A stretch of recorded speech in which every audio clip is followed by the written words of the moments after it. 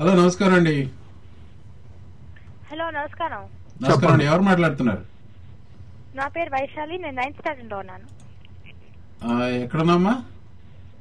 9th standard లో. 9th standard లో ఉన్నావు, student. Okay, where are you from Vaishali? Oh, I am from Missouri. Missouri, okay. Go ahead, Vaishali. Okay, so I am actually a Canadian citizen, and then I really want to do my I want to become a doctor, a surgical doctor, and then but my father wants me to go study in India. So, what is your opinion? It depends upon the situation. If you are brilliant and if you are getting all A grades in 9th grade right now, and if you are confident of getting a good SAT scores and all those things, medical education, the quality of medical education undoubtedly is superior in the United States compared to anywhere in the world. Okay, so I strongly suggest that if you can get high GPA and high scores, and if you can get good GPA in American universities, I suggest that you stay here.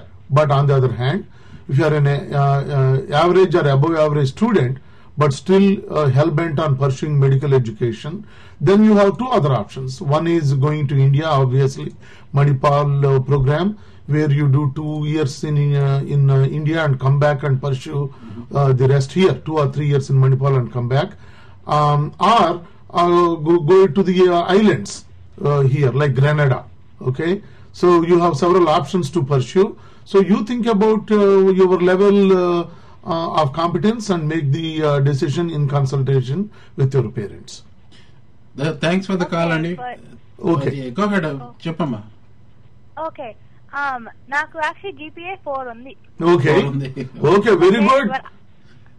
Okay, but there's honor classes, which is like a 0.5. Okay. GPA. Okay, so if you have 2 B's, that's still a 4. Okay, but a lot of colleges don't look at it that way. They are going to recalculate your GPA.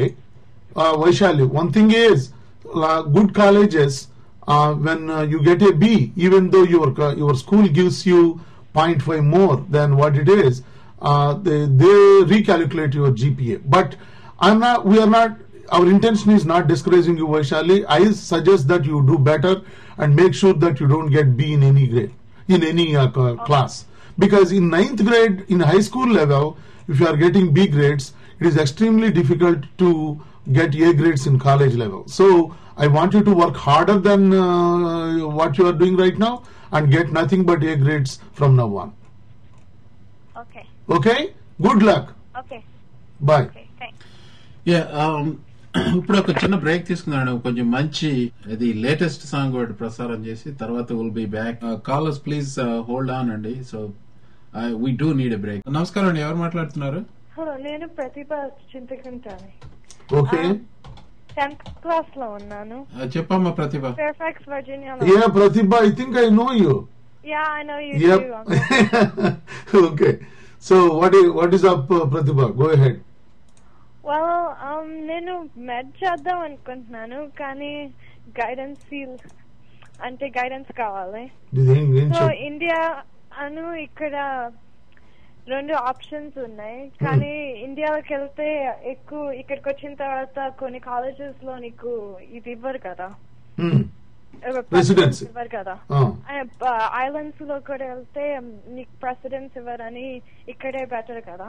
అవును, అది నిజమే. అది దానికి ప్రతిభ ఏం చేయాలంటే make sure that you maintain a good GPA and then do well in the SAT exam. There are lot of options for you here. ఇక్కడ 6 year అయితే నీకు వర్జీనియా రెసిడెంట్ కాబట్టి VC ఉంది, 8 year medical programme. But MCAT తీసుకోవాల్సిన అవసరం లేదు. Direct medical admission 8 year programme. 4 years లో 3.5 GPA కనుక మెయింటైన్ చేసుకుంటే దెన్ MCAT కూడా అక్కర్లేదు. అలాగే 6 year పెన్ స్టేట్ ప్రోగ్రామ్ ఉంది. తర్వాత 7 year ప్రోగ్రామ్స్ ఇక్కడ డ్రెక్సల్ యూనివర్సిటీ ఫిలడెల్ఫియాలో ఉంది. అవన్నీ గురించి రీసెర్చ్ చేశాను, కానీ ఓన్లీ 30 స్టూడెంట్స్ తీసుకుంటారు VCUలోకి, ఇన్ స్టేట్ వాళ్ళని. అవును, వేరే వాళ్ళు బయట స్టేట్స్ లో బ్రౌన్ లో 60 తీసుకుంటారు. ఇంకా డ్రెక్సెల్ చాలా తక్కువ మంది Brown is extremely difficult to get in. Yeah, Okay, Brown is almost impossible because they're all over the nation. The Yeah. people apply for that program. So whereas Drexel is doable, okay, and VCU is not that difficult. VCU is doable. The base schools నుంచి కూడా వర్జీనియాలో GPA 4.0 maintain చేసిన వాళ్ళకి VCU 8-year programme లో తెలిసిన వచ్చిన వాళ్ళు చాలా మంది నేను చూశాను. కానీ ఇక్కడ చేస్తే 8 years అండర్ గ్రాడ్, 4 years మళ్ళీ గ్రాడ్, 4 years మళ్ళీ residency.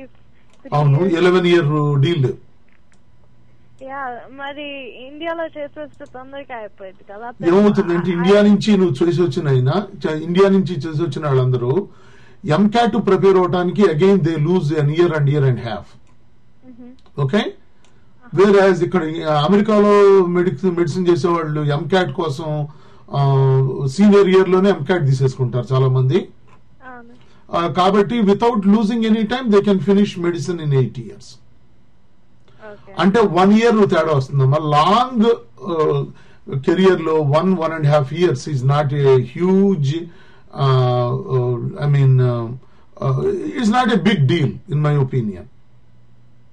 Okay, so one good thing here is training is better. India వెళ్ళి చాలా అంటే depends upon the college where you go in India. Ramachandra college, Manipal, they have reasonably good equipment and also professors. అయితే కొంతమంది students ఏం చెప్తున్నారంటే ఇక్కడ నుంచి వెళ్ళిన వాళ్ళు ఇండియా స్టూడెంట్స్ తో కంపీట్ చేయడం కష్టంగా ఉందని చెప్తున్నారు. ఎందుకంటే అక్కడ ఇంటర్మీడియట్ అట్లా బయాలజీ, కెమిస్ట్రీ నాలెడ్జ్ వాళ్ళు ఎక్కువ టీచ్ చేస్తారు ఇక్కడ కంటే.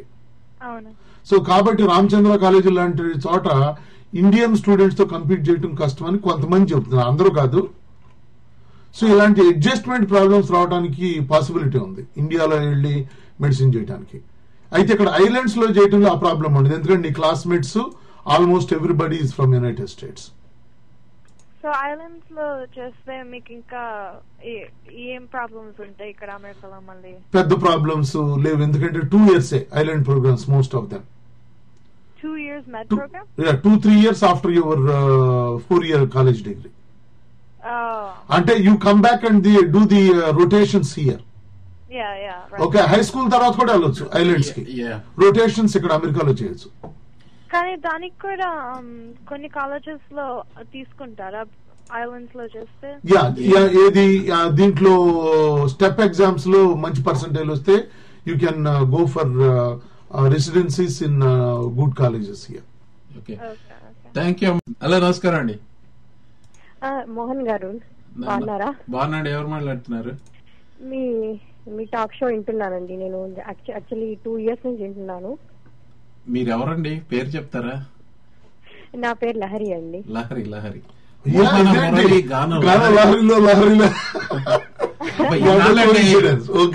ఇన్నాళ్ళకా మీరు ఫోన్ చేసేది? అందుకేనా వెనకాడారు, ఏం జోకులు వేస్తాడో ఈడు అనుకుని ఉంటారు. చెప్పండి. యాక్చువల్లీ నేను ఇండియాలో మెడిసిన్ చేశాను. డాక్టర్ లహరి బాగుంది. సో స్టెప్స్ అన్ని అయిపోయినాయి. అండ్ ఇప్పుడు ఏమన్నా కోర్స్ చేద్దామని చూస్తున్నానండి. Before I get in to residency నేను ఏదైనా కోర్స్ చేద్దాము అనుకుంటున్నాను.